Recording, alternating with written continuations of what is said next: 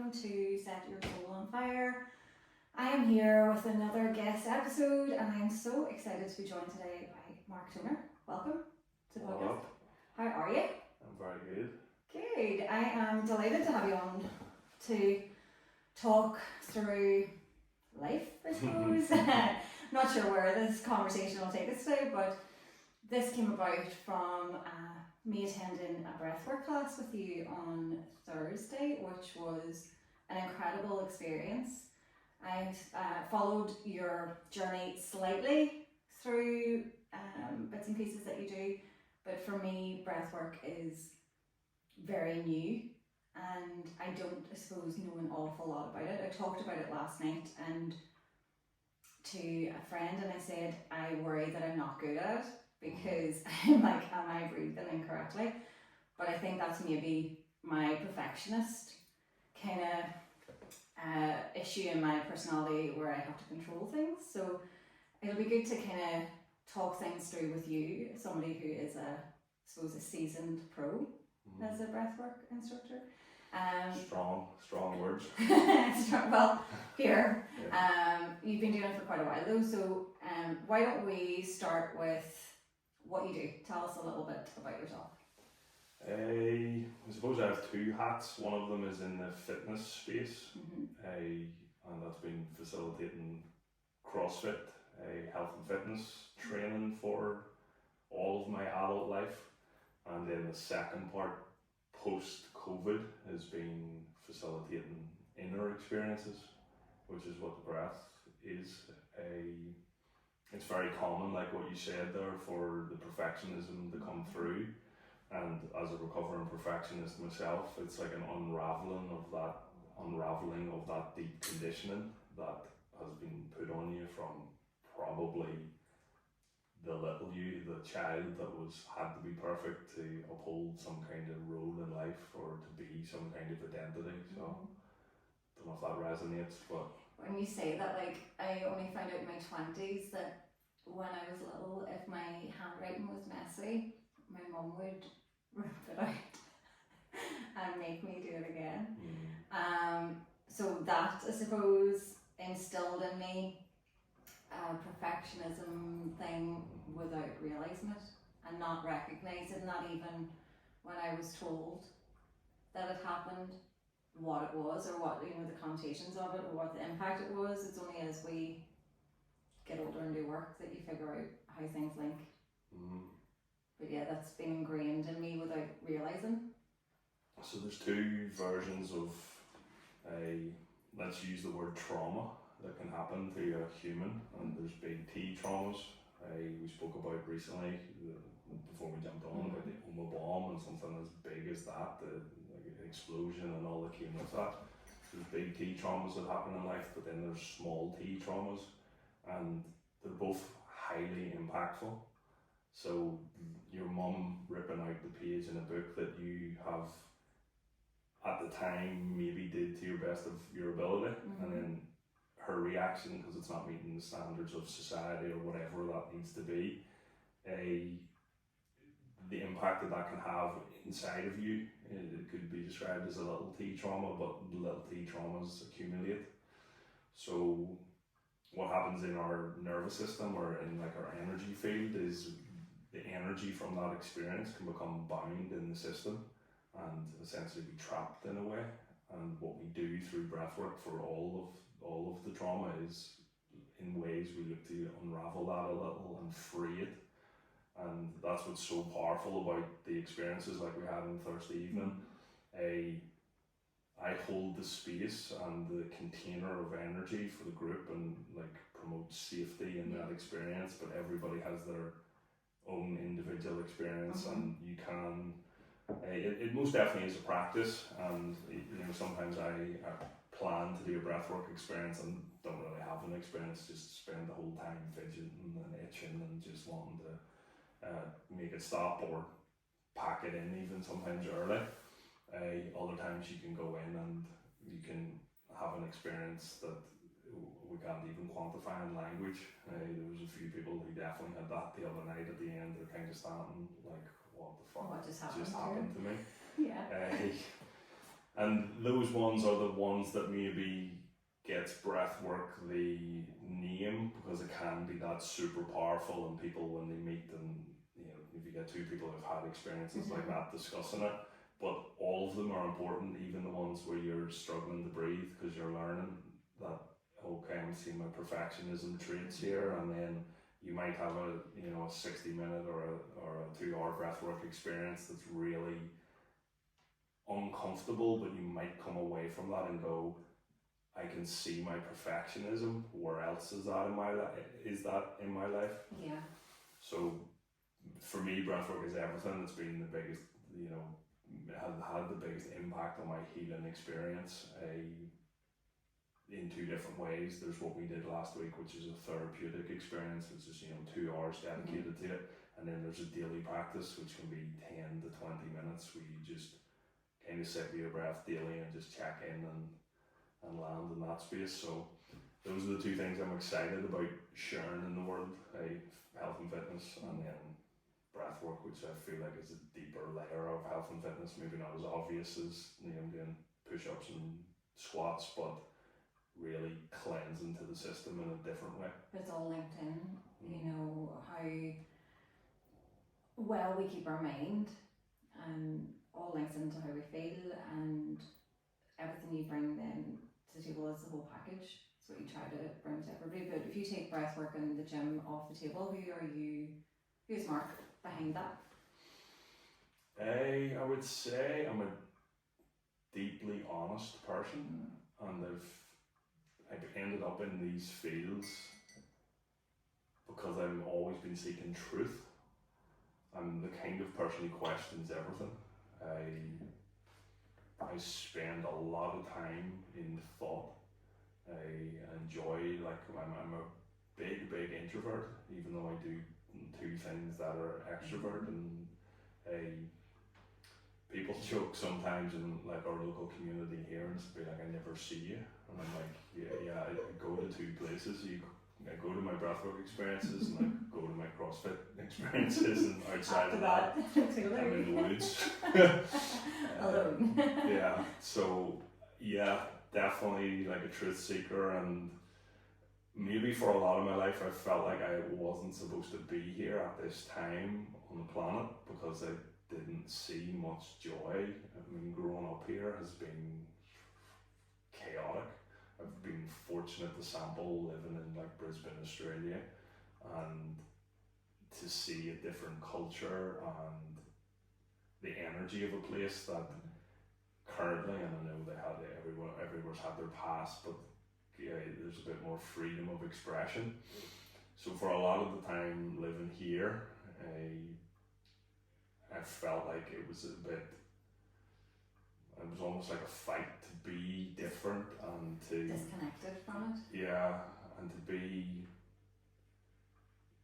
I suppose I've always seen myself as being different and being into different things, but maybe never been comfortable to be that, because you're trying to fit in, or not so much for me fit in that way, but like it was get out of my head.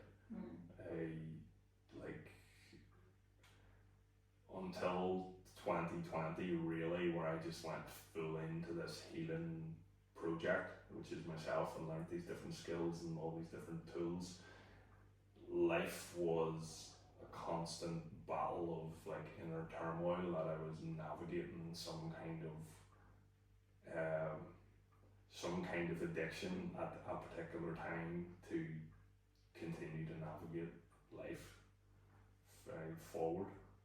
And so the addiction stuff, I've been there, but for me it was very much kind of 2 things, like trying to fit in and also trying to hide. And that's the battle that I faced like through my teens and in my 20s. But for you it was slightly different than trying to I just had a third one, I suppose, which was get out of my mind. Just fit in, hide, or get out of my mind. Saturdays was get out of my mind day. In whatever form that came in, I understand it, but I think I talked about it earlier today with somebody. I don't look at those experiences and go, I wish I hadn't done that. it might tweak some of the experiences because I mean I made some really shitty choices, but it did shape me into who I am now. So I believe everything had to happen. For you moving through things and into the healing journey, what was the thing? Like, what drove you to fitness first? Because it came before breathwork. Yeah. So what took you down into? And was it always CrossFit? No, definitely not CrossFit. I've discovered CrossFit when I was living in Australia. Initially it was safety. So growing up in a violent experience, growing up in a place where men felt really unsafe, and most definitely I felt very unsafe. Like, it was unsafe sometimes at home, it was unsafe in the streets, it was unsafe. I did things from a really young age that like you said, like I wouldn't change. There's an expression my first breathwork coach used that was, it couldn't have happened any other way because it didn't. And that's super impactful when I first heard those words, and I was like, okay, that's truth. So from a young age, like, just trying to not get picked on in school, trying to later on in life, the first time I picked up a magazine, Mix Mag, and I seen the nightclubs in Ibiza, I don't know how, but I'm like 14, 15 looking at that going, I'm going to experience that. And a year later, like when I'm 16, I'm standing on a speaker in Amnesia in Ibiza before technology with like my 19-year-old mate, and we're knee deep in a rave. But you had to be, in my mind anyway, I had to be safe, so I had to be strong. So I made sure that I was always ready. Like, I lived in a ready state. Like fight or flight, really? Fight. Yeah. If needs be. Yeah. So life became about that, and I seen the path of like going to the gym as I think mum told the local gym I was 16 when I was 14 or something. I was fortunate just to be bigger, and obviously you go into a gym and then there's older lads there, and then I seen the progress, right? I'll start on these dumbbells, but okay, now I can lift these ones, and like I remember the process of, back in those days there was dumbbells that went up to 50 kilograms, and I just showed up, and where some friends would train for 45 minutes or 60 minutes and then go to the swimming pool, and I was like, I'll wait and I'll just walk out the doorways after I can get showered at home. So I seen the process of being like, right, I'm just gonna lift every dumbbell in this place. And I did that, and then, I mean, somewhat genetically too, because I've been naturally bigger, but I got to the stage where I was as strong as the 20-year-old, 25-year-old lads in the gym. How that transitioned into fitness is then people used to ask me for help. So they'd be like, can I train in with you in sets, or I'd just give them wee tips that I did from going from the bottom of the dumbbell rack to the top, but also going from somebody who had zero confidence to start to build confidence in that realm. I would say today I'm a confident person because I've kept putting myself into fires. Like, simple examples, when I was a kid, I'm the oldest of three, my younger brother Neil's 14 months older than me. When we went into shops, I'd make him speak, because I was afraid to speak at like counters and tills, and from a very young age, you're talking similar like with your mum ripping the page out of your book, I had to go to classes because I had a speech impediment of some description. So I can see now, looking back, the path of how I'm standing in a shop as maybe a 12-year-old and I can't speak because I potentially had a speech impediment of how I say words. Now, where that speech impediment came from, I'm completely guessing, but I'd imagine it's generational trauma and the fear that was definitely in our family home, that would have been in my parents' family home, that would have been in their parents' family home, that would have been in the monkey's family tree, where, you know what I mean, wherever this goes back to. So yeah, that's a long-winded answer to that's who I am. Well, I love it though. You have a very grounded energy. Like we've only met a couple of times this year through your amazing auntie. But there's something really grounding about being in your presence. So that's why the breath work works for me. But when people came to you and asked for help in the gym, you know, at that younger age, how did that make you feel? You know, did you enjoy helping people? Is that what sparked the love of it? Big time. I knew what lifting weights and training did for my confidence and my physique, and I wanted to share that with other people. And still to this day, that I love when, you know, somebody comes to our gym and changes their body, and I'm always like deep down, I'm like, we have people who show up and come 5 days a week, and that in my head's always like, I respect that journey and respect that effort. Yeah, is it discipline? Most definitely. Now that I know a little bit more, it could also be classified as addiction, and that's which it was for me. There's a balance. The whole fitness. Does balance exist? I don't know. We're trying to find balance, but I think like the groundedness has been through consistent work. When I say 2020 being the transitional point, we're sitting in my auntie's house, I also have to shout a big love to Deirdre as well, because Deirdre is my auntie and Deirdre doesn't have kids, so it was like we had a second mum in many ways, which was super lucky. Deirdre, our story is, it was my 14th birthday on the 20th of January, on the 21st of January, so I was just 14 by a day. Granda phoned the house in the evening. I knew he was drunk again. I picked up the phone, and if I'm being honest, I just wanted to get him off the phone, because I was like, just the conversation, whichever, so we weren't on the phone for more than a minute, but he was clarifying if mum was there. The phone went down, we went about our evening, went to bed. I remember lying in bed the next day thinking it was daylight, and I was like, thank fuck, everybody slept in, we don't have to go to school. The next thing that happened is mum and dad are standing in the room saying Granda's been found in the river, and he took his own life. My life seemed up to that point like I didn't have any other understanding of what normality was, so as a 14-year-old I'm like, well, our life isn't normal. That was a big highlight of, okay, something's not normal here.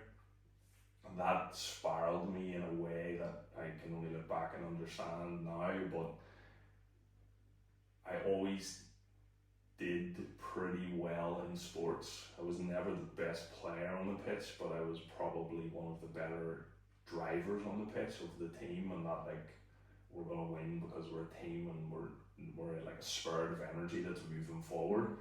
So I always loved the fight of training. I always like would do very well in training, and we win a lot in our matches too. We win a lot of competitions, and then looking back, I found ecstasy about 16ish, and my whole sporting career just disintegrated, because I mean, it'll do that to you. yeah, Saturday night at the rave was just, in hindsight, and it's big in the States now, and it's going to probably increase here. MDMA, which is the substance of which is in ecstasy, assisted therapy is a powerful process to go through. I've read a lot about it, and what we were doing back then, growing up in Northern Ireland, me and my mates, we were doing MDMA assisted therapy, because some of the best parts of those nights was when we went back to the apartment or flat and sat and spoke. And we used to tell each other we loved each other, which men don't do. No. And we would never have done it sober. You couldn't be coming at 3 o'clock the next day, you couldn't be coming at your mate with that. Yeah. But in those moments, in that state, it was totally okay. Yeah, we were free, we felt free. The big problem with all of this is it's not being done correctly in a grounded way. So I'm a big advocate of non-ordinary states of consciousness, which is what we experienced in the breath last week. That goes so deeper. A part of my path since 2021 has been a sitting with indigenous tribes from the Amazon in their ceremonies, which they serve ayahuasca. The band that I am biggest into is the Honey Queen, which is from a part of Acre in the Amazon. They're kind of spread out throughout South America, but they believe that we are like one with the earth and that we are a part of nature, and each part of nature is supposed to be here. So when I sit in medicine journeys with them and understand now what's happening on the planet, because we're going through a massive shift, I think we are raising the energy on the earth and raising our state of consciousness, but it's a fucking roller coaster. It's not easy. Things are rapidly changing. Part of the reason why these guys are coming out of the Amazon and spreading the message of the earth, really, because that's what they're walking about in their bare feet, connected to the earth all the time. The younger lads, like I've sat in medicine ceremonies with, I sat with a little girl who was as young as 5, right up to like the younger men in their 20 to 40 range, and they have been told through the ayahuasca, which is their like North Star, that the Western world is sick and it needs the younger generation to go and spread the message. I think that is in correlation with the change that's happening on the planet right now with the technology and the speed of everything. The speed is a big one. Everything is speeding up. Really, really. Like even since COVID, oh, it's like you get to the end of the day and you're like, whoa, and then you get to the end of the year and you're like, holy fuck, everything's just like accelerating. My grandma said to me that time goes quicker as you get older, and I argued. I was like, that's ridiculous, but it is. It's even more true now, and I do think COVID stopped everything and slowed everything. I really enjoyed it. Now I had a bit of a wobble when it first happened, because I was self-employed and I was like, oh, I'm going to lose my business, and then had a wobble when I had to go back to work because I was so used to doing nothing that my brain couldn't cope. But everything's accelerated. Look at technology, look at AI, and it's mad. I started watching videos recently of like the Queen, like breakdancing, or these are AI videos, or like drinking pints, and now my algorithm keeps giving me these videos of the Queen, right? And if you go back 6 months ago, you would have been like, that's AI. Yeah. Or like I'm sending these on to my mum, and it looks real. It's mad. There was one recently with the Queen like down 2 pints and jumping off a bar and like face planting the floor, and it looks like, so the part of that that's kind of concerning though, how long before that is somebody takes this, puts you in it and does whatever with it, and then that spread, like that's what we're coming to in the next 6 months. I think, not even in like, oh well, that's 6 years, we'll not worry about it. No, I think it's now. There's going to be an app that can take us now and or whichever. It's concern, like AI and stuff fascinates me, and I do a good bit with it, but like I only play around with like baby stuff, you know. My knowledge of it is not near what other people say, but it is exciting, but it's also terrifying because the endless possibilities that come with it can be positive or negative. So the tribe and stuff, they're out to spread joy and literally slow only joy. Only joy. That's they shout that often in their medicine ceremonies, where they're singing and they just shout only joy, and it's about, I believe it's similar to what we achieve in the breathwork experiences. I think that we are remembering something that we've forgotten, and I think So like every superpower in the world at a time collapses. Like the Roman Empire was the thing, and they would have been in it thinking this is the shit. And not if someone had said fast forward 500 years and this is what it looks like, a mess now and it's falling apart. I believe we are in the early stages of that disintegration of the Western world. I think that the idea that you or I or mate Deirdre can have everything that they want. We can have all of the technology, we can have a good amount of technology you want. I appreciate your setup because I have the exact same thing and more stuff, and I'm sure you have more stuff at home. So this concept or idea that we can have all the things, at what expense? The Honey Queen are like, this is the expense. This is the expense is that the earth is telling them, stop, please stop taking from our resources. Everything that's going into that iPhone, the whole cobalt thing and the mines and what's happening.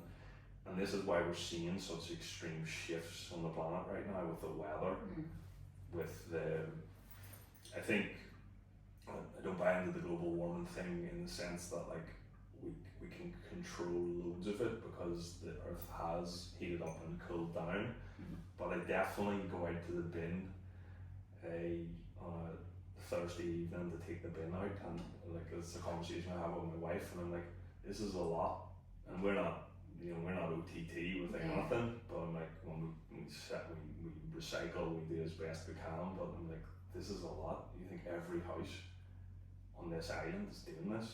Where's this going to? This can't just continue indefinitely. No. And as population growth happens, and I just think we're in a new thing. Even more recently, the digital IDs and like, where are we heading here? What's going on? There's a million conspiracies that could come out of it, and I don't know whether I need to let you pull the lid off that, because I'm sure your mind is full of all the conspiracy theories of the world. Definitely, but then that's what like working with the indigenous in their belief is like, if we control our own groundedness and our own inner world, we can live in a vibration of joy much more and enjoy the time that we are here, because it's a blip. It's I'm sure you have this too, because I think we're similar age. You look back and you still think like you're 20. 100%. Like you feel like you're 20. And I feel like this is what it feels like when you're 60 too. You still feel like you're 20. Yeah. And then more recently, so sometimes in my own therapy sessions, like I work with psilocybin and I'll do my mushroom journey. And recently I was lying in my bed and I was looking at my thumbs, and for some reason, whatever way the light was on it, one thumb looked way older, or it could have been a medicine also. And I kind of, with this path of trying to spread more light in the world, it comes with its challenges. It comes with like dark forces and dark energy, because there's polarity, everything's on the same spectrum. And I was making a commitment with myself that you're going to look at this thumb and it's actually going to look like it's 80, because it doesn't look like it did when it was 20. You need to stay on this path of whatever, like follow your excitement kind of stuff. Follow the joy. Yeah. Follow the good energy. We all have the, as you said, the good and the bad. It's the shadow, and it's accepting all parts of that. But I love how your thumb was the rule of thumb there, it was the old age of your thumb. Right. But like, I think our minds will always stay young. It's just our physical body, it's our physical being that will slow us down. I'll watch deteriorate. We're already watching deteriorate. It's mad, but it's how we feed our mind and go towards the joy, the light, on the good, and hold on to that, because life does throw all the challenges. What brought you to, like, obviously losing your granda at 14 and in such tragic circumstances is massive. Like, do you think that you processed that, or did you bury it? Oh, definitely buried it. I released it in a field in the south at a Wachuma or San Pedro ceremony, which is a cactus, like a sacred cactus ceremony. It's the second time we've talked about this cactus ceremony Okay, today. that's calling. And I was lying in a field, and like this is indigenous wisdom that has been used in communities for thousands of years, like with the honey queen and the ayahuasca, that they're serving that medicine the same way today as they did thousands of years ago. The only difference is in the past 30-ish years they've let it out to the world. They used to keep it all very much within their tribal community. So San Pedro is very similar, comes from a different like lineage, but similar concept. And I was in a field, and interestingly I went into a really deep breathwork pattern, and I feel like the medicine encouraged it and made it a little bit easier to get there, but it was like I was breathing in a way that I felt like I'd never breathed before, but yet it felt like it was the only way I could ever breathe. Like I knew, I was like, whoa, this is good. Yeah. And I was like really, a flow state. yeah, and my body was like in a conscious connected cycle, like a circular breath, and I was really, and then I would roll out of that face down and cry about Granda's what happened, and I don't remember crying at the time. Probably like at that stage it was just be a hard man, you know, as society taught us. And I definitely released, I'd say that in that experience alone I released the energy around Granda and what had happened, and Deirdre would say this too, and it's her dad, so it's maybe even that one step closer. It had to happen in the way it did to free our family from the pain, the suffering that we were in. And I was, until I had more context about his life and understanding it as an adult, there was a time where I was slipping off into alcoholism too. So if that didn't happen with him, I'd say I could have been alcoholic by the time I was 20. Like I was on that path. I still ended up in that realm, but by him passing the way he did and seeing what had happened, like I see alcohol for what it is now. I couldn't tell you the last time I had a drink. It's definitely been like it would be in the 3-year realm, but outside of that might have been once a year for the previous 5 or before COVID anyway. Yeah. Yet our society here, it's everything. It is. Like I haven't had a drink in 2 years and 2 months now, but everything's centered around alcohol, and I know it's become more of a normal thing now for people to not drink, but there's still a slight stigma, I think, and people like to just have one, or a lot of people thought like that I was just having some kind of mad notion to go off it, but I really needed to not drink. Like there was wasn't an alcoholic, but I was going that way, like, but it was the realm of not having any control. I had no such, so it was like I could have went out one night and had 3 drinks, and I could have went out the next night and had 300. Yeah. And then the fear that came after that. So like for me, substances and alcohol weren't good. Like I couldn't just do things in fucking moderation. Yeah. I suppose I'm an all or nothing kind of person. Even now, lots of different things. Now it's for good. But like it was a lot of self-destruct stuff. But how did what was the natural progression into the breath work? Where did you come across it? Because it isn't like, is it a common practice, or is it just in the West? Definitely not. Its lineage passes back into yogic traditions, and like Sufis, I think it's pronounced, in the part of the world that you're heading to, like the Middle East, and that San Pedro experience that I was in this breath cycle in. I did my introverted thing. I took the medicine and we were having it in the ceremony room, and then I went up the field on my own and had like a 5 or 6 hour life changing experience where all of this happened with Granda and all the rest. But then they were having a barbecue after. So the guy who ran it came up to me and said, there's food whenever you feel ready to come down. So I was still in it quite deep, like all my tattoos and stuff were moving, but I came down and sat amongst the group of people, and this guy came over and said, I can still picture him, he's one of my good friends now, he was one of my breathwork coaches, Ronan O'Brien, and he said, he was talking about breathwork, and at the time I was like, yeah, do one, like I'm trying to process what happened, and he was like, I do this thing on Tuesday, Wednesday night it was, and I think it was originally Tuesday, it moved to Wednesday, but he said jump on and give it a go. And in my head I'm like, this boy's nuts.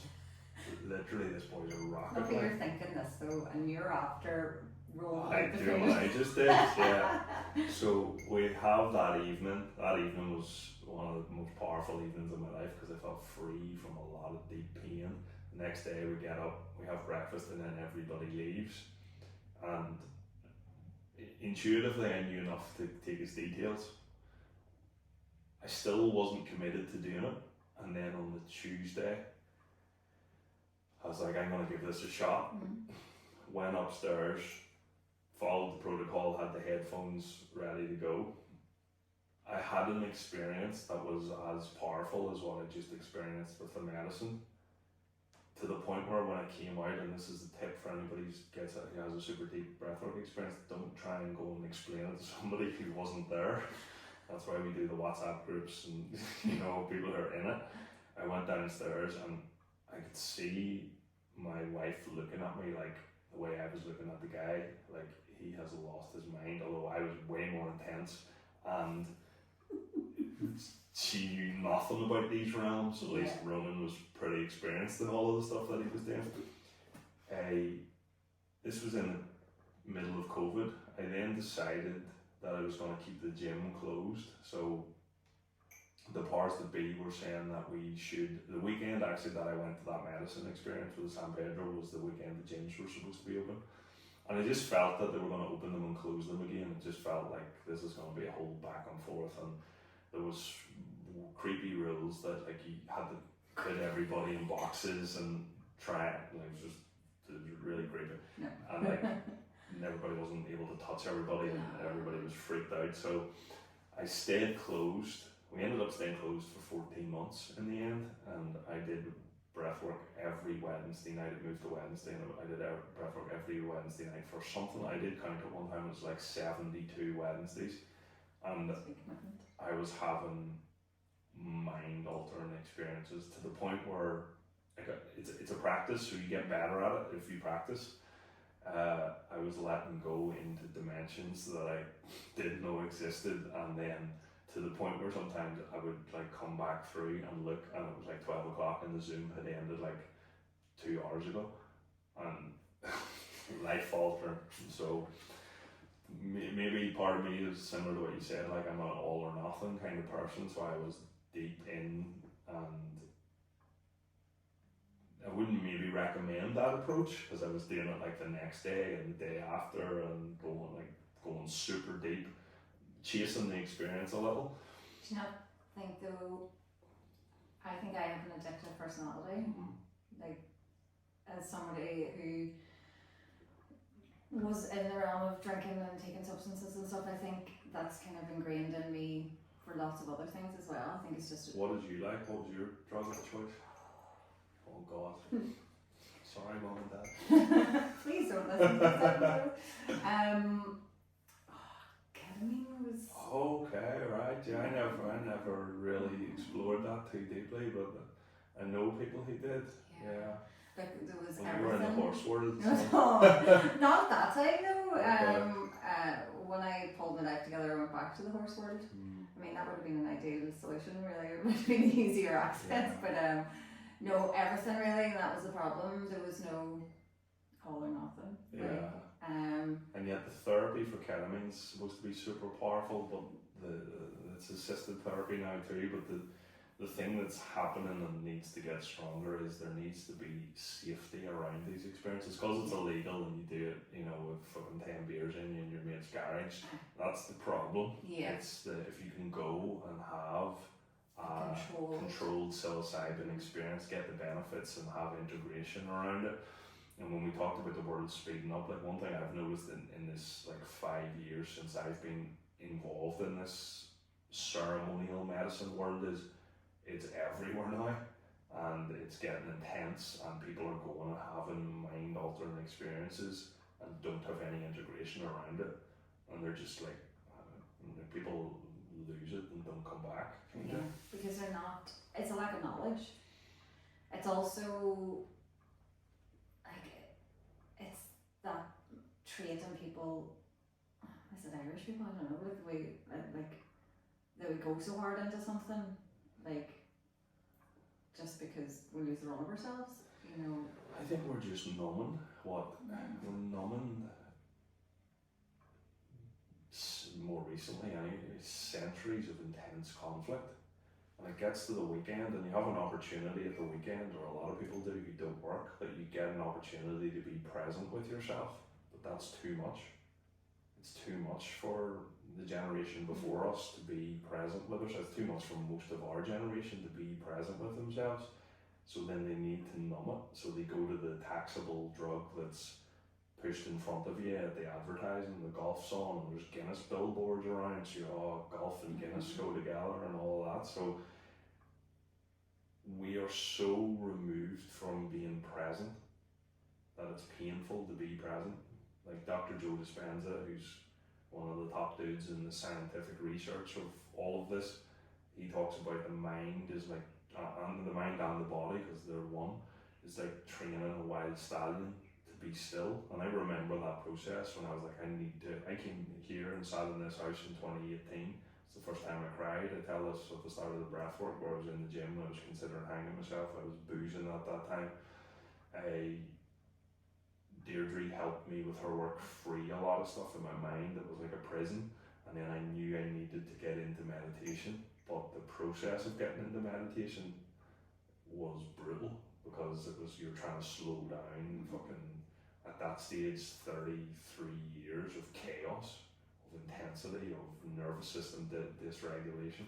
And this is why so many people, they struggle and don't achieve anything with meditation, because they can't actually get themselves to be still. This is why breath work is, and I don't see them as separate, because we do meditation in breath work, a lot of it, and we learn how to be in our minds, but the dynamic piece of breath work gives your overthinking mind, for a lot of people, a little bit of control, because they've something to do.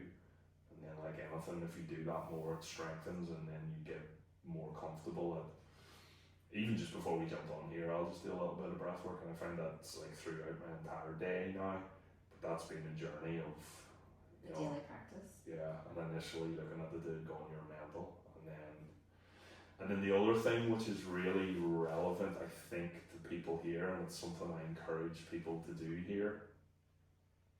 Like, I'm going to underestimate the ballpark. I've probably spent 50k on my healing journey, and that's with coaches who know more than me, and being in their energy field. I haven't, since COVID, really had any more than a month or two where I'm not in some kind of growth container. I've worked with coaches that have assisted me in being able to be grounded, and what you essentially do is your energy merges with them, and you get to see how they are with their clients. So most of this has happened on Zoom. Most of the coaches have been living, they're maybe not from the States, but they've been living somewhere in it there. The two come to mind is Rachel Bell and the Awaken team, which is Lucas and Hella, and learning from people who know more than you is like number one, and I know that from being a coach. And like any of the things I got good at in life, I got good at because my mindset was question everything. So if I didn't know how to do a clean and jerk in CrossFit, I hired an Olympic lifting coach, and I went to find out from the Olympic lifting coach how to do a clean and jerk. I did the same in Muay Thai when I used to train and fight Muay Thai. I did the same with my mind and my body. People here, I have just become more aware of this, we're so reluctant to sign up to a coach because it's our ego is so inflamed or afraid. I was going to say, I think this is a fear. Yeah, fear that they might, the inflamed part is they might know something more than me, or they might be better than me, or the other fear part is just like, I'm so afraid that this is going to hurt in some kind of way. So part of my journey with the breath after those like 72 weeks is I was like, right, I want to know who is really doing this on the top level. And my brother sent me a photograph of a guy called Lucas Mack who owns Awaken Breathwork. He's living in Hollywood, or he's living in Los Angeles, and his goal was to work with people in Hollywood because he wanted to spread the message on a big level. And he thought, if I can go to people who have the platforms, then this is going to be an easier message to spread. And their journeys, Lucas's journey is interesting to me because he lost his dad to suicide when he was very young, so there's parallels there. He was a tattoo artist, and then him and his wife Hella went and spent some time in India. Got guided that they needed to go and serve this, and it guided them to where they live in Los Angeles. But they released that they were having a training program, and like financially it was way outside my budget, and I was like, Delia, I need to be in this. The stuff that I learned there taught me how to live. Truthfully taught me how to live. It taught me how to interact with my own life. It taught me how to interact with other people. It taught me that I just shared one last night on Instagram, an unregulated nervous system, if it receives a projection from somebody else, it will react to it, and it will, then those two energies just flame up. Whereas a regulated nervous system will witness that person in their unregulated state, stay composed in themselves, and either respond, or the big one that I do most is just don't respond. Don't partake in that shit because they need to work that out. Yeah. They need to do their daily practice and sort all that. So this, the Awaken course had 32 modules that essentially was teaching this. So that was like a whole year-long process of deep inner work with the breathwork journeys, with the fucking emotions that came with all this unraveling. And in that process, I put together something that I'd learned from a previous coach. So I mentioned a girl called Rachel Bell. I'd learned a lot from her, and I'd learned a lot from another guy who they were together at one point called Dr. Alan Whitaker, and he was into energetics. And he introduced me to this concept called spiral dynamics, which is the earth has different pockets of energy that are increasing in consciousness at different levels. So my example in my life is like being in Brisbane, and just feeling that it was a bit more conscious than where we live. Let's say Los Angeles or California also has a lot of that energy, like the technology that we have around us, the iPhone, Steve Jobs, like you can't be trying to blow up your neighbor and also develop the iPhone at the same time. So we live in a different energy field than what is possible there. But as I went through this, then I realized that spiral dynamics can have your own internal process, and this is like a really complex theory that I'm absolutely butchering, but if you raise your own energy, you can live in a different vibration. And if you live in a different vibration, then quantum field we can attract and we can be there. And that's all beautiful, all that side of it, but the fucking simplest part for me has been living in a vibration of joy. Like getting into my car after this and just enjoying the drive home. Yeah. Or more so just enjoying the conversation right here, right now, enjoying cleaning your teeth, all of these simple things. Having gratitude for everything. For everything. Like, I struggled last year with being present. I was like, in November last year, I was already in June of this year in my mind. And it's like, oh my god, right, in business I want this and this and this and this. And it's like, I need to slow myself down. I was like, my mind is just on overdrive, so I cold dipped every day in December. And I did it for charity, but it was like, it wasn't for, like, it was more, it was for me. For your own charity? We'll not put a label on what charity that actually is. There's many options. Take the money back off you. But it just struck me away. Like, it was unreal. It brought this level of presence. You were doing breath work then, you just didn't know it. Just didn't know it. And I hadn't done breath work officially in my mind before then. But like every day I showed up and like it was hard, but I'm committed again, all in.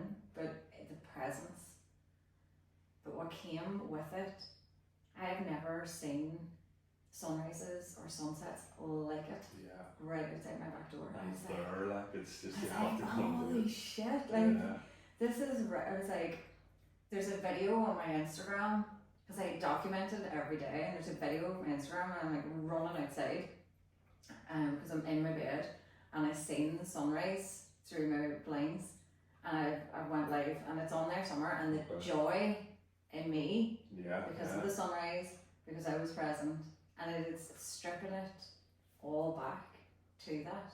And I think as a society we can get so lost in the outside noise and all the technology and everybody's highlight reel or fucking life and the bullshit that comes with it.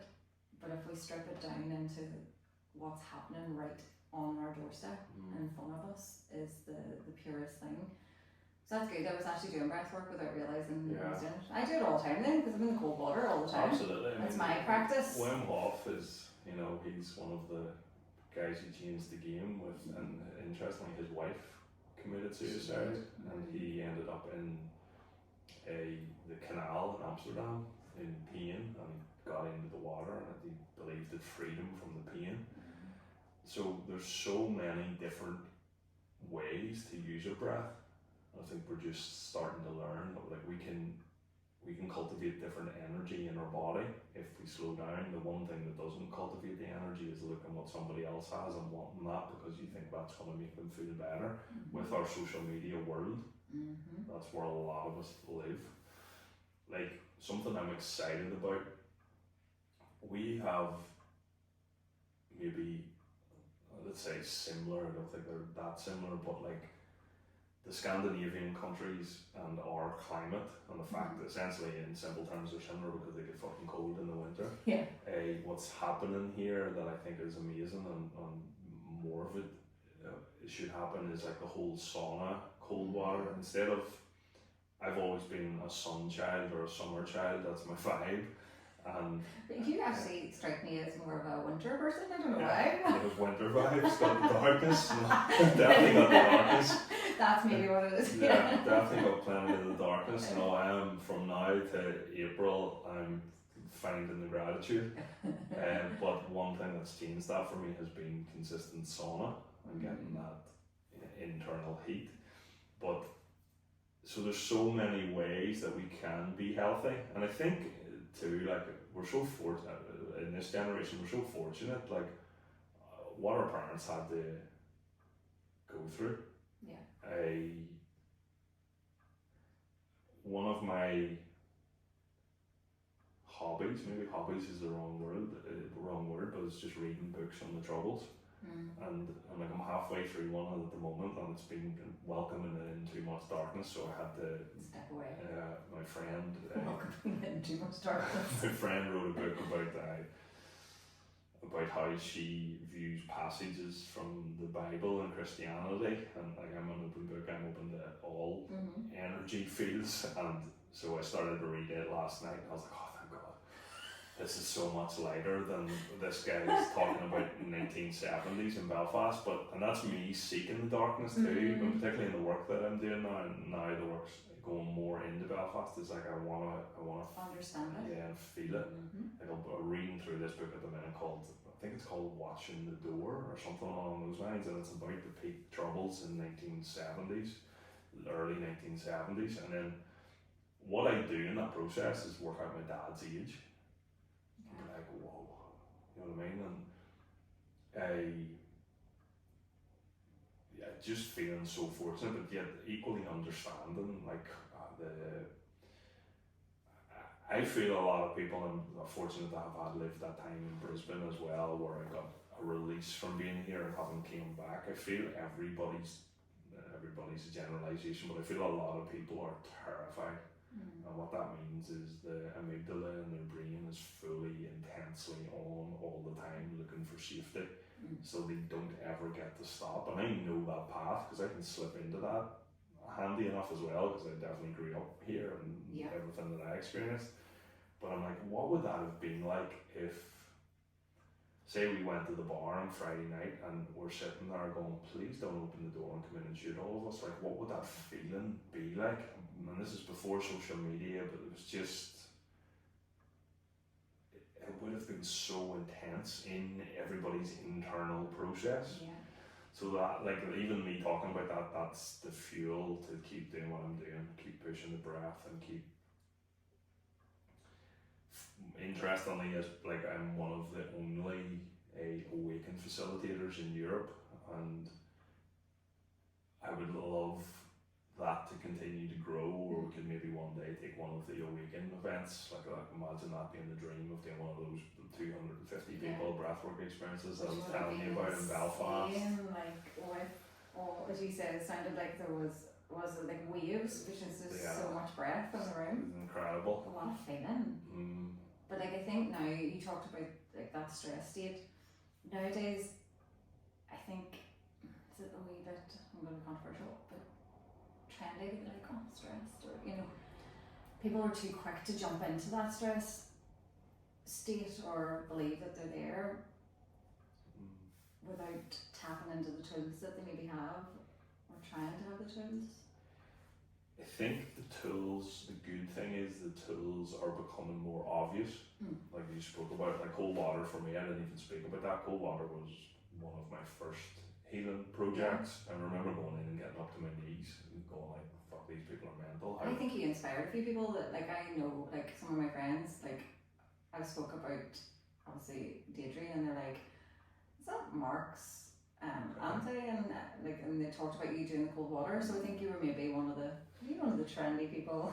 I read a book again. It was one of our coaches at the gym, Will, an English guy, but he lives here, and he was into it, and he shared a book with me called, I can't even remember the name of it. It's by a guy called Scott Carney, and it was about the benefits that this has in the body.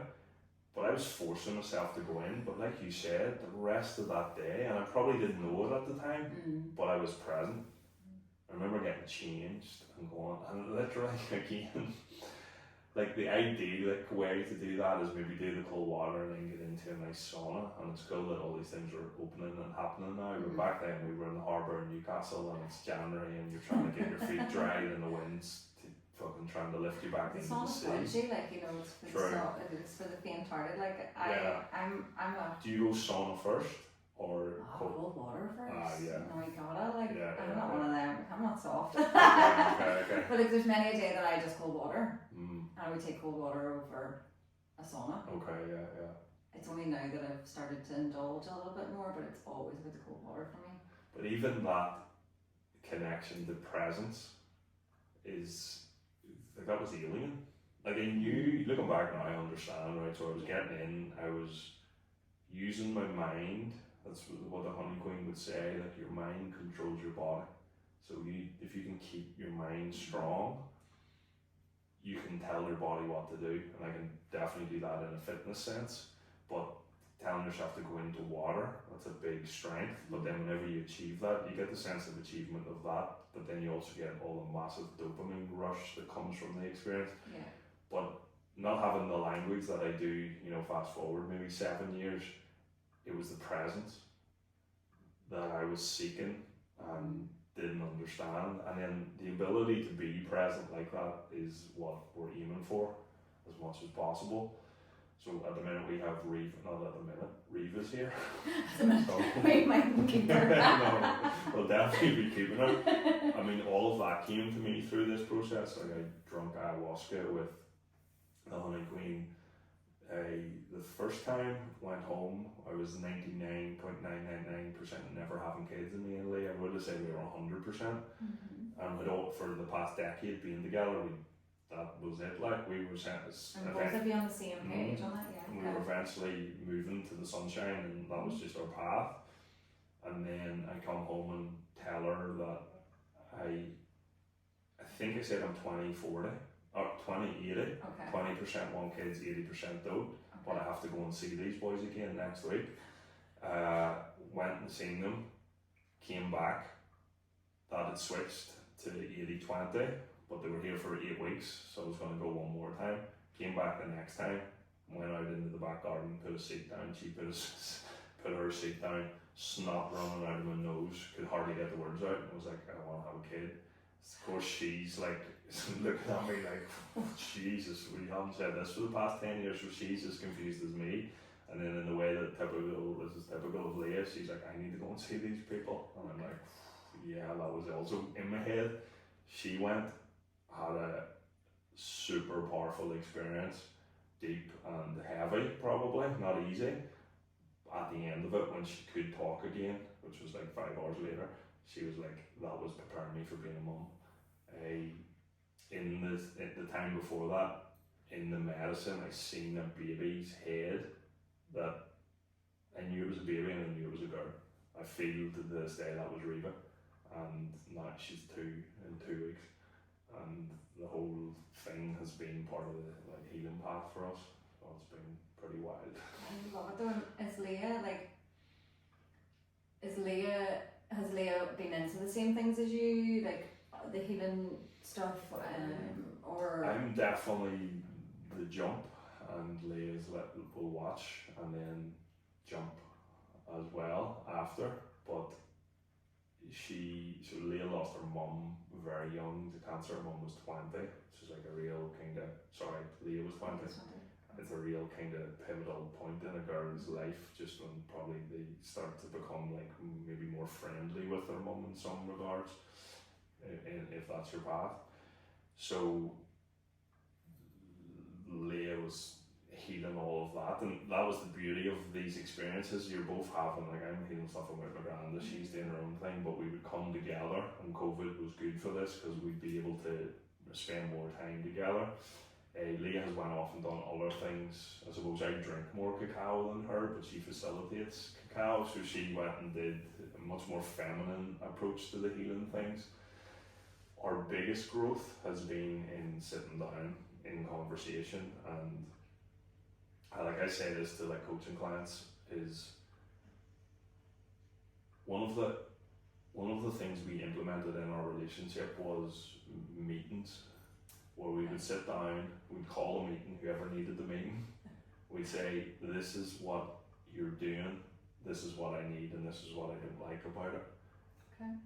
That was cool for the first 2 or 3, because this was me coming to the meetings and bringing this up, but I was bringing it up from the perspective of I was doing the healing work and I was learning about the parts of me that were needed to be a better man and needed to not live from my ego and my past conditioning, but actually be more like present and connected and softer in ways. So we'd have these meetings, and sometimes they were met with a bit of resistance or whatnot, but we'd work through it, and it was always for like the greater good. And then the time I was called to the meeting, that's when it really made sense, because I had to go, I agree, like that's is actually what I'm doing, and I can see all of that.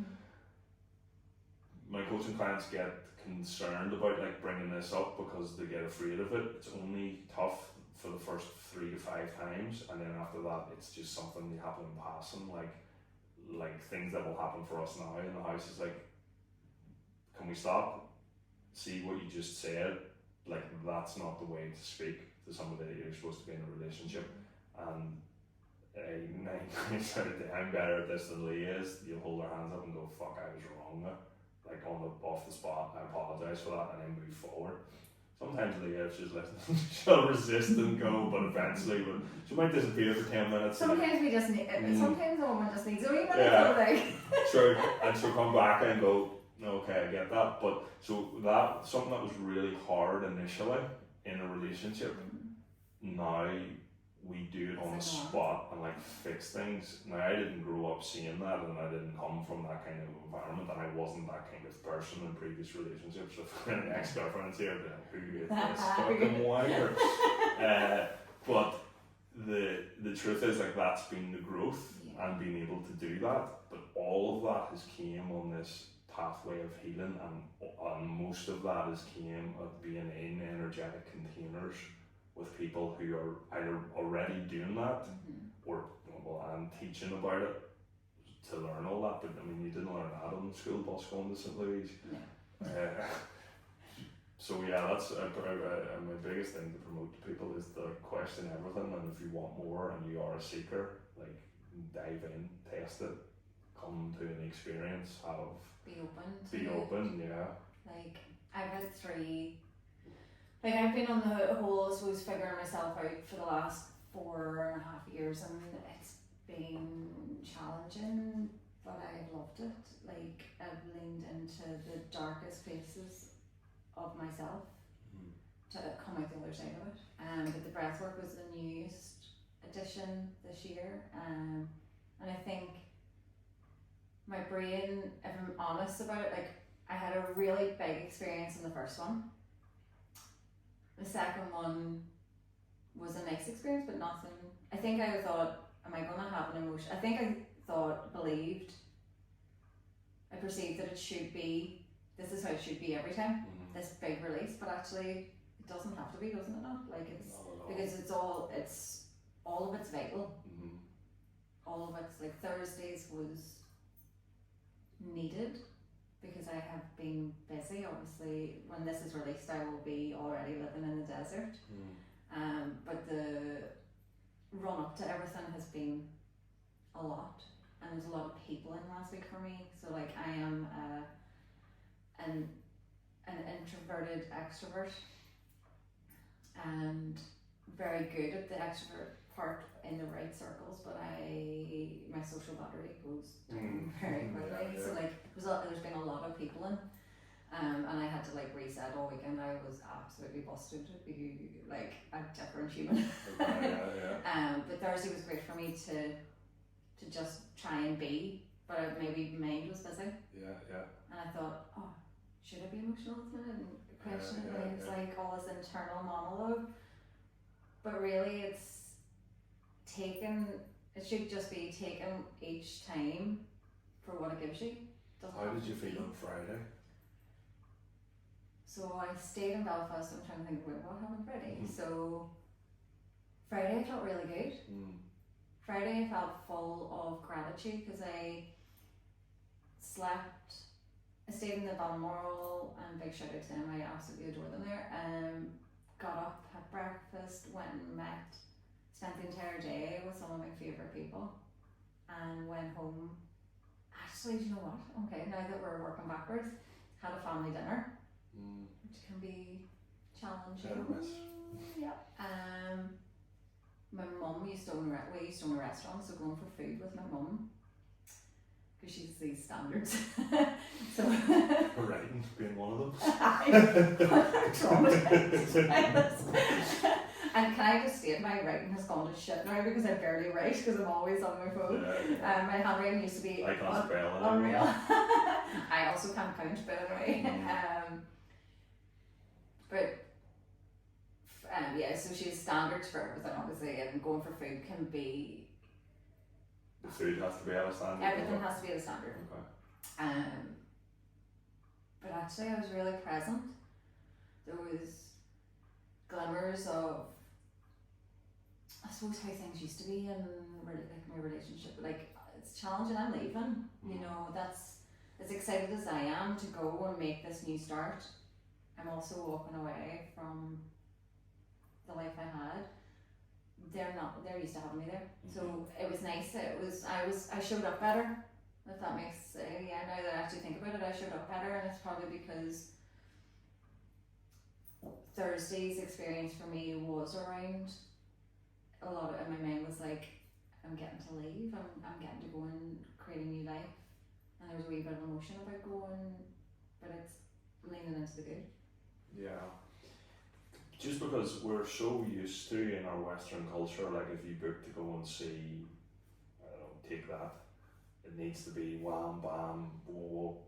So when we have those breathwork experiences, then we show up and we're like, we need to have this breathwork experience. But what happens a lot, even for me in my own breathwork experiences, it ends, and yeah, it's not the one where I'm like, I don't know, contorting on the floor and like out of this reality, but I just feel really calm after, and it's like you're soothing your nervous system and just giving it what it needs. You're breathing deeply, you're listening to some nice music, you're maybe having like a small cry, just a few tears flowing that are allowing your body to feel calm and maybe safe, and that might just be all that you need in that experience.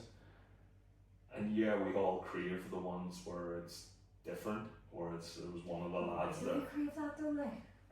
I think because we're just conditioned that's what we're, you know, that's we need this big release. We need a big release, or you see maybe on social media these days, like you see a lot of the big releases in the breathwork pages.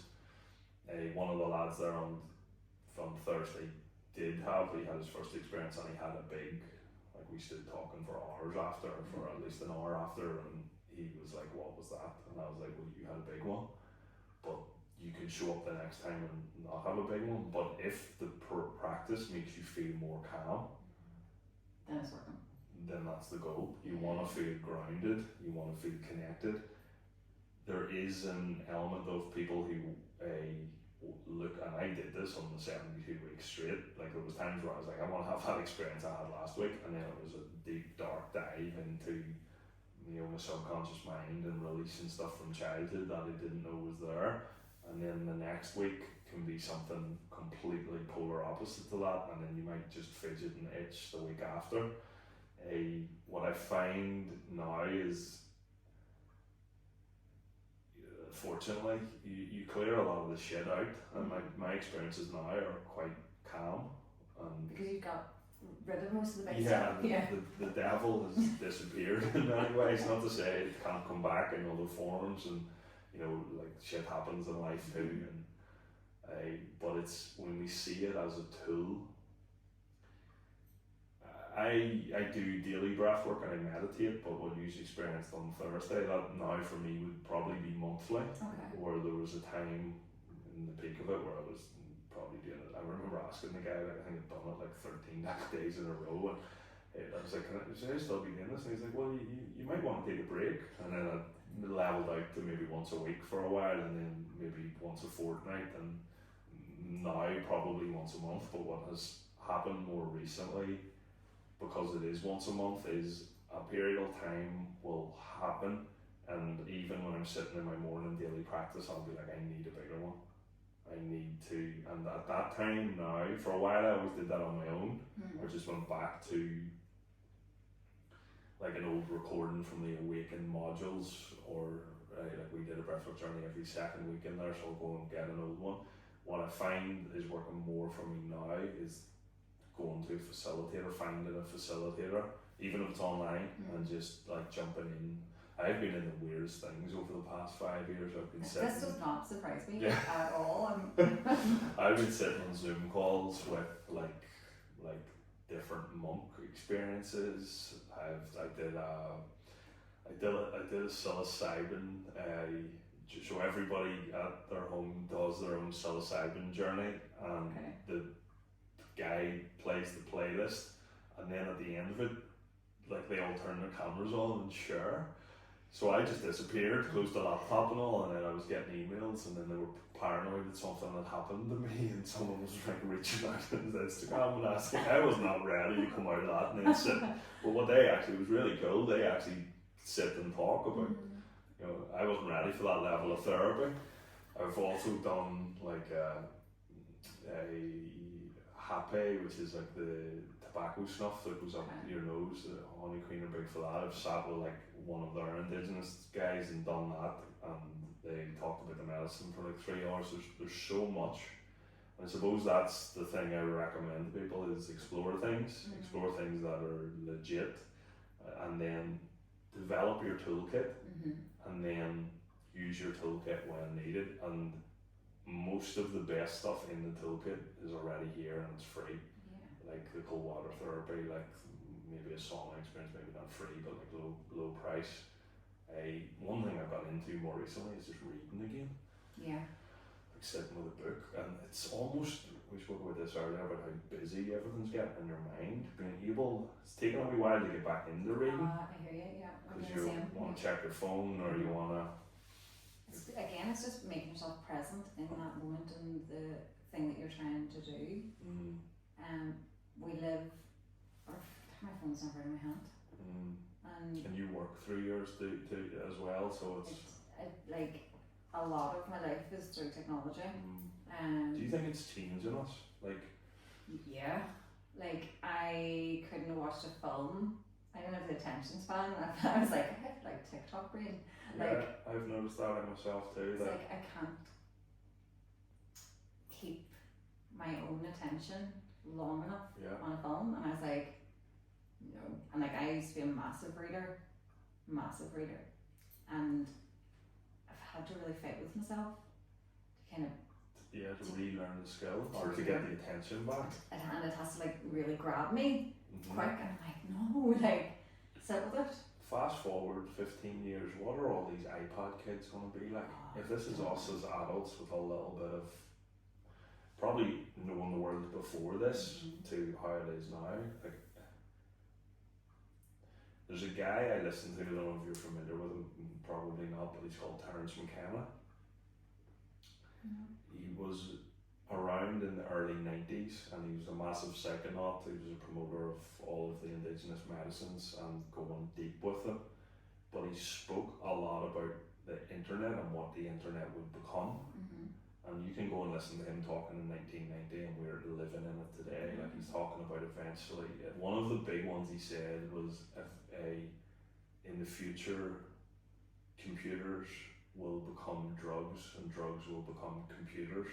And he was talking about like how eventually you'll be able to have like a microchip in your finger that will be your passport, and like all of that stuff is so close now. And he breaks these down in 3-hour lectures. Back when there was barely a computer.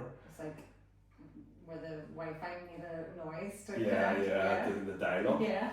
But one thing that he said, and I listen to him like weekly, and one thing that he says is, and I believe you have to be honest with this, it's going to keep getting stranger and stranger and stranger until more conscious people are sitting together saying, this is fucking strange, like this has got strange, and that's going to continue. If you look at like the political system right now, if you look at Newcastle got flooded the other day, like one of the more intense floods, things keep getting stranger. There's deaths, there's the Charlie Kirk thing that happened in the States, like all of this stuff continues. It feels like what's happening in Gaza right now, what's happening, like you heard something recently that Ukraine and Ukraine have started now to take recruits in their 60s into the war. So 60-year-old men are being pulled and sent here, get the gun, they're going to fight for the country. Terence McKenna's theory, which I'm in belief of, is this doesn't slow down. This isn't like some like happy ending where in 20 years we're going to go, well, that was a crazy time post-COVID. Yeah, I think what's happening now what he says is humans don't have 500 years or 1,000 years in that ballpark, or 500 left. Something has to change because we're wrecking the place. I think what is slowly happening is we're transitioning into the machine, which is the technology, and at a point, probably not in our lifetime, maybe in Reva's, maybe a generation after that, you'll have a choice somewhere, and you'll be like, do you want to remain as a human? The humans can stay in the tribe and go and do that because they realised it was insanity how they were living and they were going back to their roots. Or do you want to be the robot thing, and the robot thing comes with dopamine and ecstasy through the roof 24/7, and it's a different creature you become, and everything's high intensity, high speed. Yeah, you can jump, you know what I mean? Like we can jump to the top of that mountain, or you can like level up. Rita was saying today, she said seesaw today, and then because there's birds on the seesaw, she was like birds, seesaw, and then Leo was saying, yeah, birds can be on the seesaw, but one thing we're trying to do at the minute is trying to get her to not climb on her table that she has her dinner at because she falls off. And Leo was like, hey, birds, they can fly, so they can be on the high end of the seesaw, but you can't fly. And she was like, mommy, and then she said, mama, and Leah said, no, mama can't fly. And then she was like, Dada, and I'm like standing in the background, like just making my lunch, going, I don't think you should tell Reva that she can't fly because you don't know what's going down my head. I was like, fuck. Like the one that I seen more recently, I have a friend in Dublin, he owns a fitness brand, Concept Fitwear, and he would send me these drones flying overhead, and he'd be like, that's McDonald's, blah blah blah. I was like, bullshit. And then he sent me recently the Instagram page of it, and then I said, what, have you ever ordered anything? And he was like, nah, I haven't, blah blah blah. And then recently he was like, right, and he ordered a McDonald's, and they landed in your back garden from the drone. Yeah. And now there's complaints from that people are complaining because the drone path is constantly going over their house, so they're sitting in the back garden. It's different if it's a motorbike and you're in your back garden, but this is going straight over your head, fucking 15 times an hour or whatever, and it's like £3 to get a McDonald's delivered to your house in 6 minutes or something ridiculous. So fast forward that 20 years.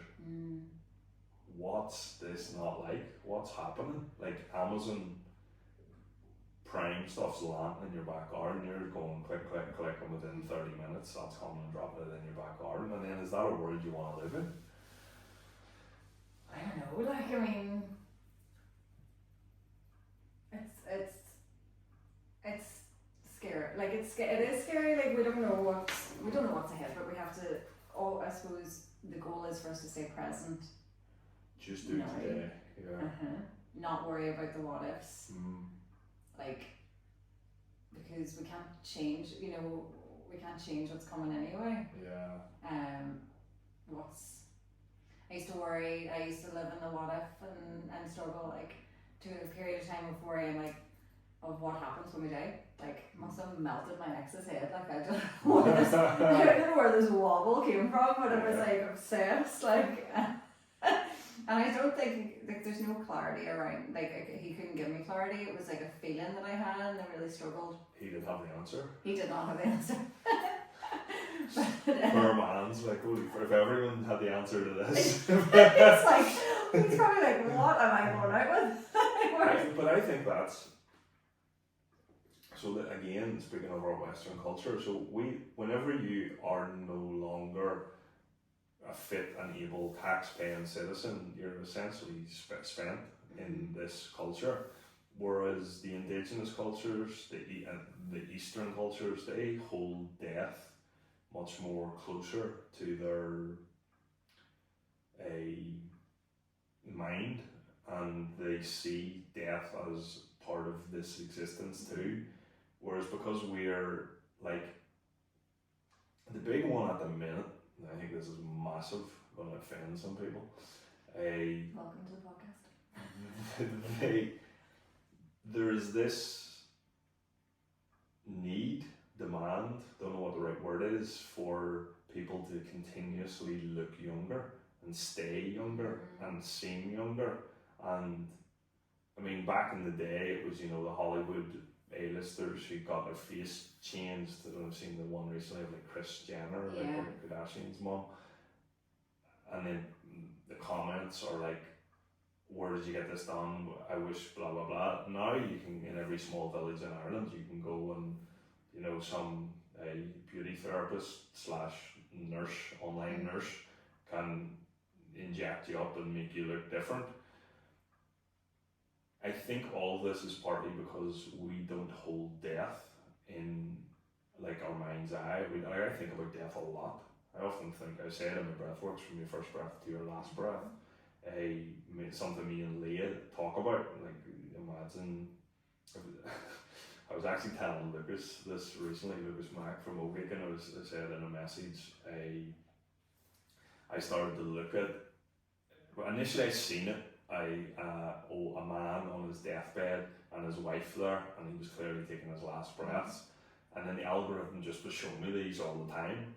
So like, I'd be showing them to Leah and we'd be sitting crying, and the reality is, like, I seen my granny and granda in that phase, at that stage, but there's part of your mind that won't let you believe, like, I feel like I'm not going to die, like, you know what I mean, it's part of your mind somewhere. You're like, yeah, that's okay for them, but what about me? But the reality is we're going to transition, we're going to move, we're slowly, it's part of the journey, deteriorating now, but in the Western world, you get sent off to a nursing home, or you get sent off to a hospital, and like, particularly in my world, where I say I go to the gym and I go to my breathwork classes, I don't really see that many old people. But then when I have to go to places like hospitals and stuff, I'm much more aware of that age range. But we don't, in our culture, really talk about it or understand it or see it as a thing, and that goes to the extent that the Western medical system sees you like a car, and if John Joe's heart is about to go, they're going to give you this tablet, they're going to try and keep you alive. Like, the whole Western idea is to keep the car on the road. The doctors are at the end, they're going out to people, no knock on doctors, but like, they're going out and maybe like telling people that they want to continue, like that the path should continue, when really we should be accepting earlier in our culture that this is the end. This is inevitable, because it is. It's kind of butchering what I'm saying there about doctors. It's the idea of like telling the person they're going to be okay, but going out and telling the family that, you know, he's got like 48 hours left or whatever, because we're so afraid of what the mind, of letting the person face the reality of what's happening. And I mean, I don't know what. Like, you ever think about like your last week of life? Like, what would that look like? I don't, but I probably will now after this. You know what I mean? And these videos I've seen, like the last breath. I haven't said this. Are you familiar with 5-MeO-DMT? So it's the toad medicine. It's something desert toad. It's a part of America, Mexico maybe. So you take the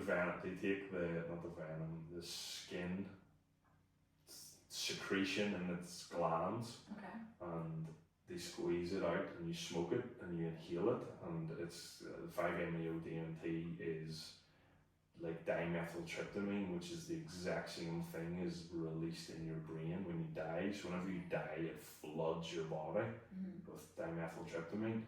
So you can smoke it now, and so like we all did this in 2022, the few of us that were on the psychedelic path together, and it feels like you die, and if that's what it feels like when you die, there's nothing to worry about.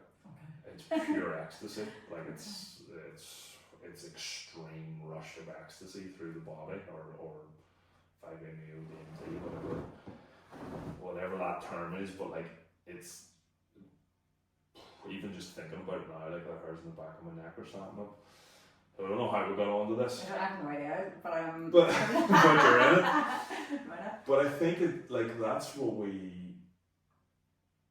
maybe this is what we're fortunate to do. Maybe we're the change makers. Maybe we're the ones who are talking about these things you know. Well, I do think we're the generation of change, and we're the generation that sees how things were done, like the likes of parenting and stuff, and think actually I want to do things different. Doesn't mean how it was done before was wrong, but it allows you to show up in a different way.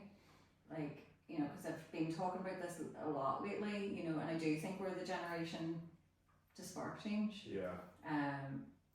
Fuck knows what the changes will be when the likes of Reva's coming up, like, you know, because everything will have fast forwarded even more. Super bionic legs. Oh my goodness, I could do with those. Like, I rode horses on Saturday for the first time in a long time, and I am absolutely broken.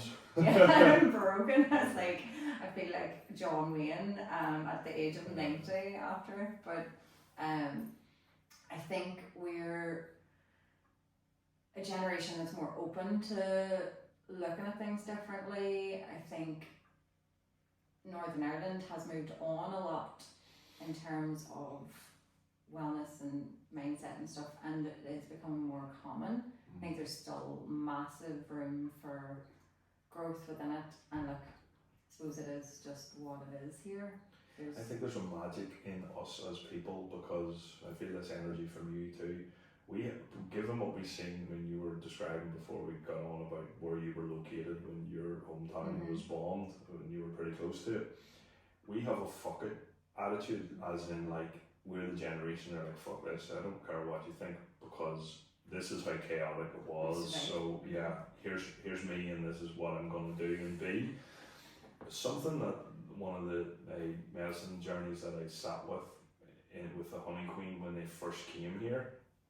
So they've only decided to come out and spread this message more recently, and the medicine has actually told them that they're like the shamans, the main elders wouldn't have been able to do this.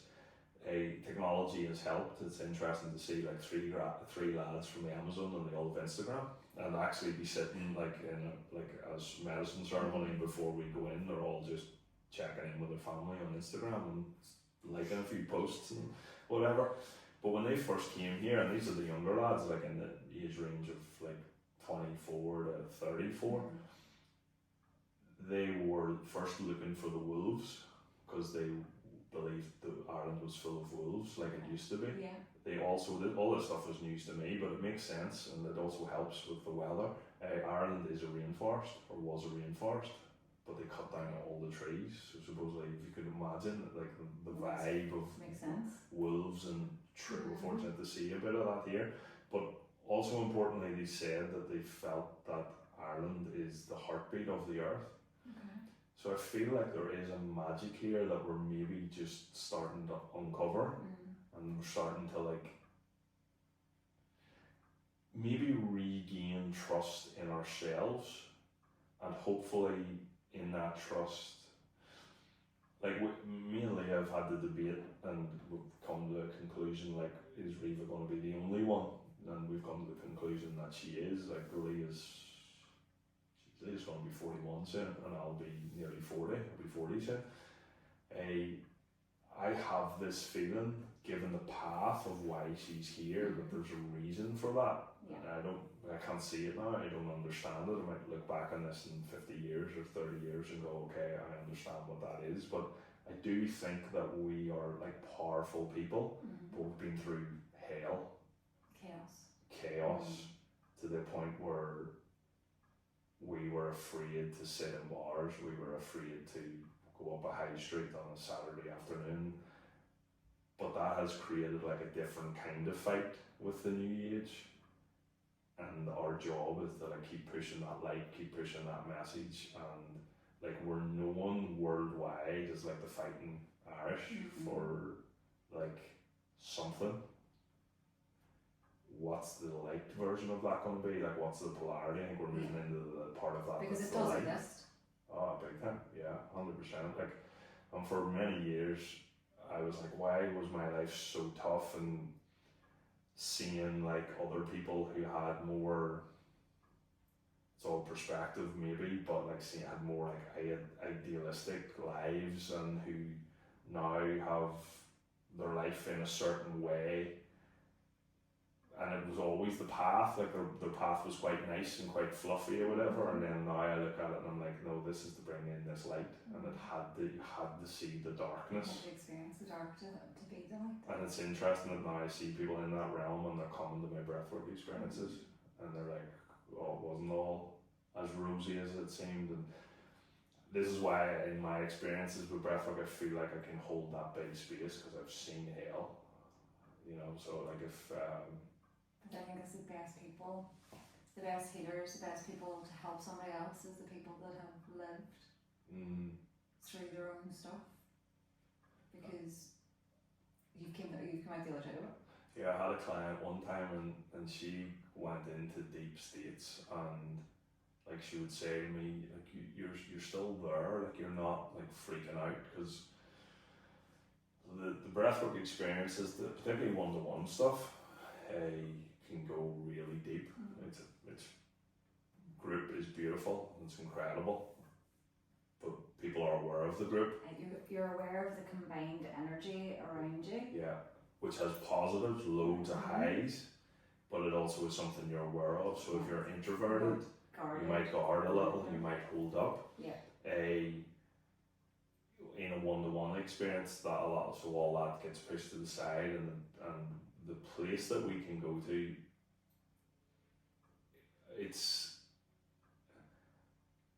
I'll keep it simple, it's beyond what we believe this world is. Hella, who's Lucas's wife, part of the Awaken team, like, so not many talking about this because it's out there a lot more now, but Hella channels higher beings from like other dimensions. And initially, when I was in Los Angeles a couple of years ago, like I'm sitting there with like kind of Northern Irish, super skeptical, like what the fuck is this chaos? But as time has went on and I've felt things and I've had experiences, so all of that is possible within us if we remember to trust and remember to learn ourselves. And I think like the way when people from here get into something, they go all in. The example, and it's murky right now, but the example is a Conor McGregor. When we support something in the early days, not recently, in the early days there's like a wave behind that. I think that's going to happen with the healing world and with the spiritual world. I think it's already happening. Yeah. I think, and even in the past, like Deirdre's event in the Merchant recently showed an example of that. There's now eyeballs looking, going, I want into whatever this healing shit is. It's definitely opening up compared to what it used to be. Big time. Which is amazing to see. And on that note then, where can people find you and like come into a class, or where's the best place to reach out? Mark Toner on Instagram. So I kind of do a few things. Groups online I'm about to get back into again, being a little bit slower with that. I have groups in person, some one-to-one in person, but then the other experience I do is like a 90-day container. The next one's going to be coming out early next year, and some of what I've shared on the podcast today and loads more has been filtered into modules, and I feel that educational modules in those are where like they ping parts of your brain, and then you tie that in with the breathwork experience and you enter a higher state. And it's a whole process then. Yeah. I love it. Well, look, I think we'll have to, and I could talk to you all day. I knew when you said it was an hour, and I was like, I used to do podcasts and had to wrap it up before 3. So. But when you get in, we're sitting at an hour and 40. But I've loved it. It's been brilliant. Thank you so much for coming on. And everybody go and give Mark a follow. Get to one of his classes. If you haven't experienced it, you need to just be open and go alone. Go with an open mind and come alone. That's important. I think that's like I've done lots of different things, and all of the really powerful stuff has been by myself, because I know if I took someone else, I'd be worried about them and like, are they enjoying this, or you know, it has to be about you. So go and give Mark a follow, keep an eye for when he's running his classes, and again, thank you so much. Thank you. That was amazing.